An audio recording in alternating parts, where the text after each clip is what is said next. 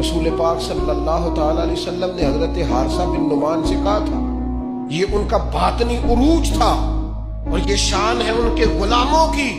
کیف اصبحت یا حارثہ، حارثہ آج صبح کیسے کی؟ عرض کی حضور اس حال میں صبح کی کہ میں پکا مومن ہوں، میرا ایمان مضبوط ہے. حضور فرمانے لگے اس کی دلیل کیا ہے؟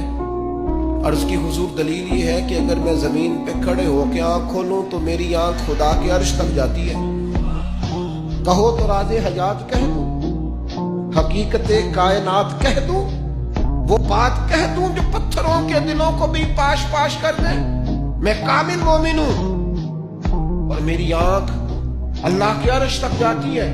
حضور میں دیکھ رہا ہوں جنتی جنت میں جا رہا ہے، یہ میرے ایمان نے مجھے لذت دی ہے، عروج دیا ہے، کمال دیا. حضور فرمانے لگے نہیں، جو اللہ کے راز ہے وہ راز میں ہی رہنے دو.